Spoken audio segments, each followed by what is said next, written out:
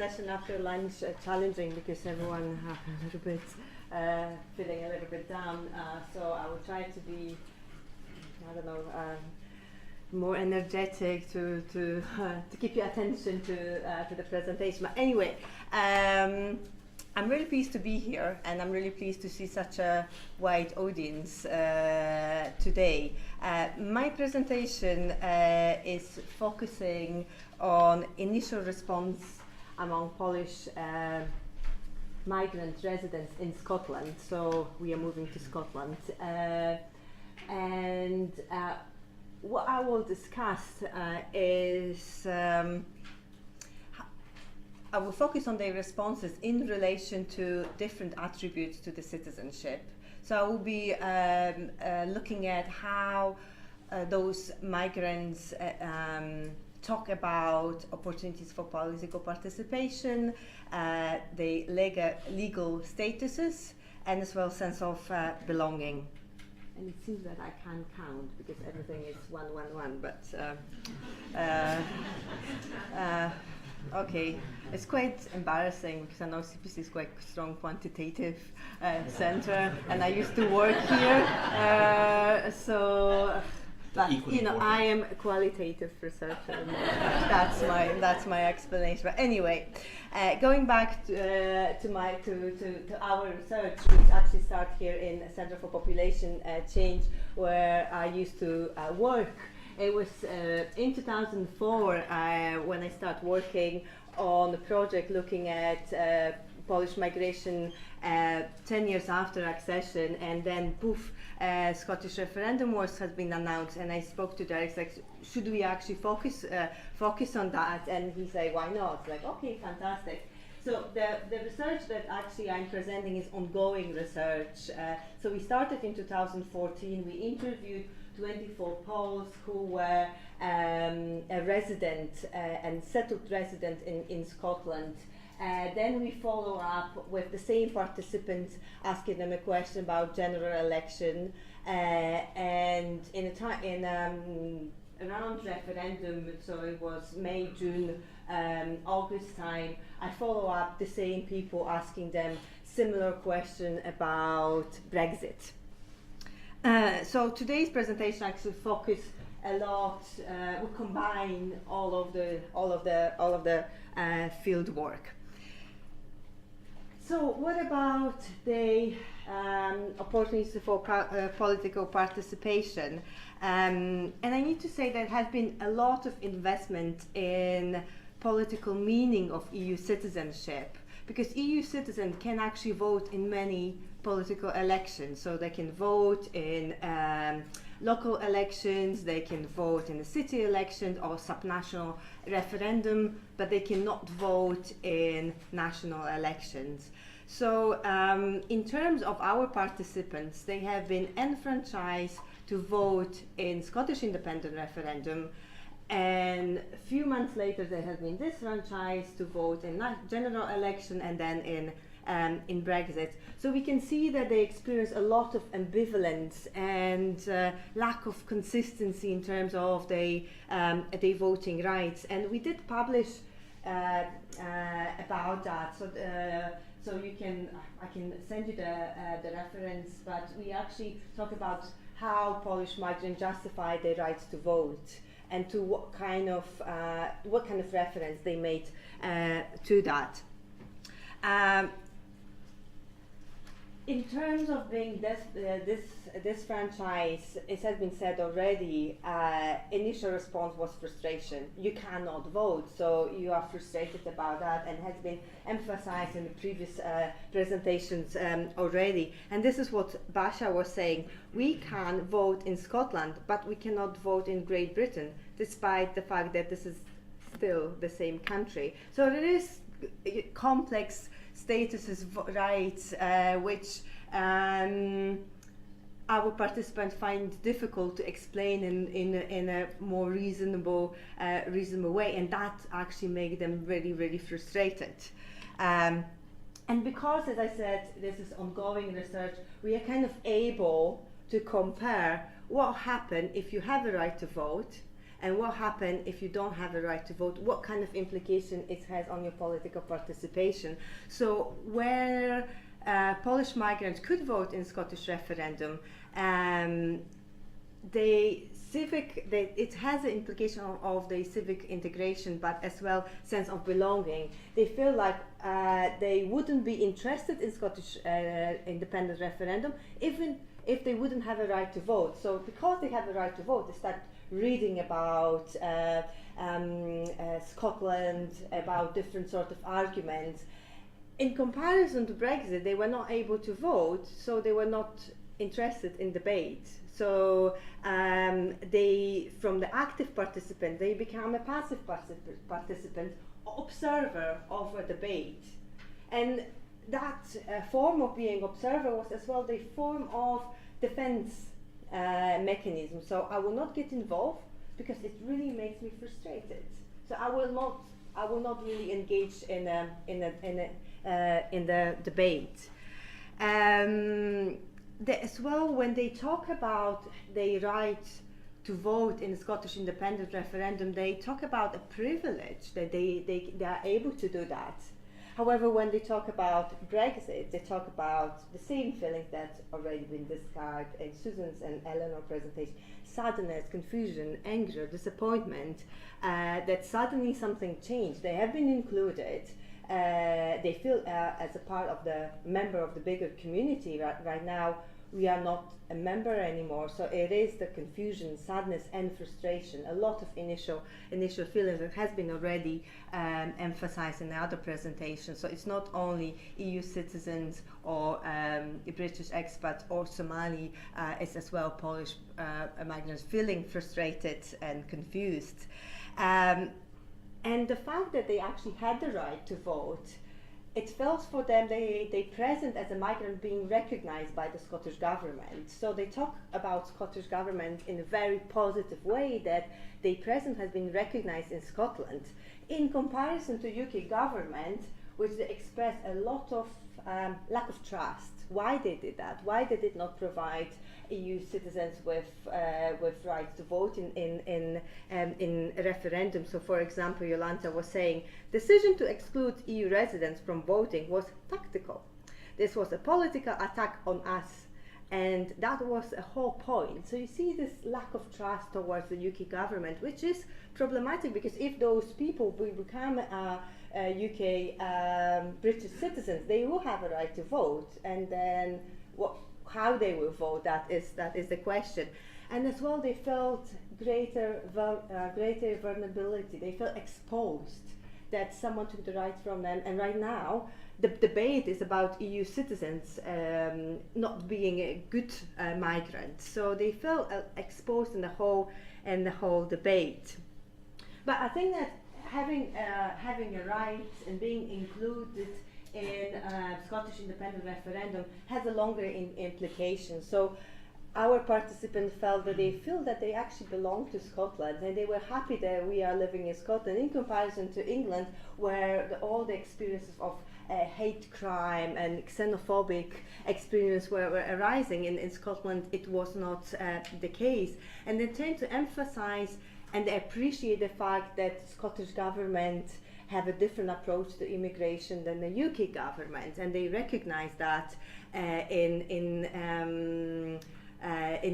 they actually acknowledge that as well, and they feel that they belong to Scotland. They have been recognized, the presence has been recognized, so they feel more belong. And this is what Basha was saying, that and perhaps it's because Scotland offered me the right to vote in the Scottish independence referendum that I feel closer to the country than the rest of the Great Britain. So it was this kind of association that I've been recognized, I've given the rights, so I feel more belong to, in comparison to England or the whole Great Britain. So what about the citizenship as a legal status, how they talk about that? So when they talk about EU citizenship, they refer it to uncertainty, that they used to have a right they used to have a citizenship, has been recognized, EU citizenship, but because of Brexit, it may not longer be applicable in this country. So it seems that their right has been taken from them, but they have no say about that. And a lot of participants were saying that they were surprised that how come people can give up their citizenship, meaning EU citizenship, as a result of Brexit. So this is what Basha was saying, and I only will read the highlighted part, that EU citizens could have their rights being taken away from them without being able to have a say, and that what actually caused this frustration, that someone make a decision without our involvement. And as well, they tend to talk about naturalization application for British citizenship, and there was a huge debate whether or not you should apply or not to apply, and there were lack of consensus whether, as a result of Brexit, you should apply for British citizenship. And those who actually decide to apply for British citizenship was mainly for the reason of feeling secure in the UK. And again, one thing was feeling of security, but as well opportunity for travel. So that is added value for having British citizenship, that you can travel more. But there are more arguments why you should not apply for British citizenship. It's very, very expensive, I found it. So I made this brief calculation. But it will be more actually, because I didn't added the cost of permanent residency application. So it is reasonable expensive. So imagine that the family is applying, so it's almost like £4,000 that they need to spend. So it is a lot of money. And as well, it was they expect that they don't feel that they belong to Great Britain in comparison to Scotland or Poland, and they feel that they're being forced to apply for the citizenship to secure their rights, which I find very problematic, because I think it undermines the whole notion of citizenship. If you are being forced to do it, then it's just a bureaucratic procedure, and the whole notion of citizenship is just meaningless. And it's legal overcomplicated. Yesterday we had a nice dinner and we had a discussion about application and how difficult it is to put the application through, not only for citizenship but for asylum, for refugee status. It's just legally overcomplicated, and the burden of the proof belongs to you. So you might fill all this application, and at the end of the day you will be rejected, and this it might not be your fault because the guidelines are not always clear enough, but at the end of the day the burden of proof belongs to you. So these are basically some of the narratives of our participants, saying that is super expensive, B, that actually they don't feel British, they feel more like Paul living abroad, and the sound fact, okay, if I actually decided to go and apply for the citizenship, why it needs to be so painful? Why it needs to be so painful, and why did the application need to be designed in the way that I find it so difficult?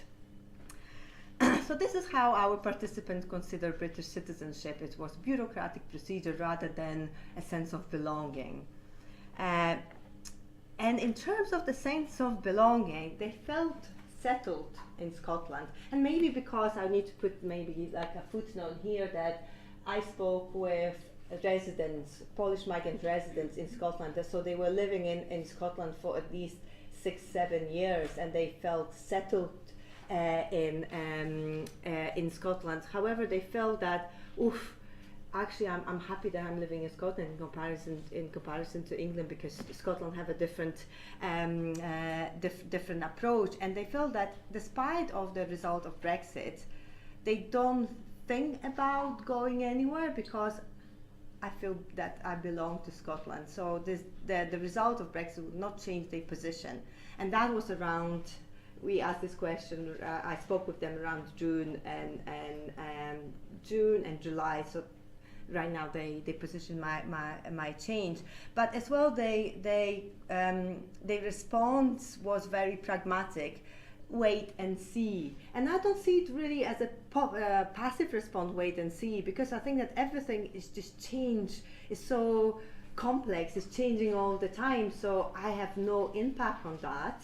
So what I will do, I will just wait and see once the UK government will finally make a decision what will happen with me, and then I will make a move. I will actually decide, because at the point, it's no point worrying about that all the time. When it comes, then I will make, then I will know what to do, and this decision will not come. So yeah, these decisions do not change over the night. So once it will happen, then you make your position. So anyway, I will conclude, because this is basically what I need. That few last slides which disappeared. So the first thing what the research shows is the interrelation between different attributes of citizenship. So there were different forms of political participation of our respondents. So yes, they had been enfranchised in Scottish independence referendum, but they were disfranchised in general election. And another point was our participants were thinking about applying for different citizenship statuses. And in terms of the sense of belonging, they felt more that they belonged to Scotland rather than UK in general. But in terms of the whole attribute of citizenship, the scholars tend to look at how they interrelate to each other. So if you feel that you belong, you have a higher political participation, you have certain status. In our research, what actually shows, and I think that it kind of shows in other presentations, there is this kind of divergence between all those attributes. So you might hold the status, meaning being EU citizen, and sometimes you can have a right, or you might not have a right to vote.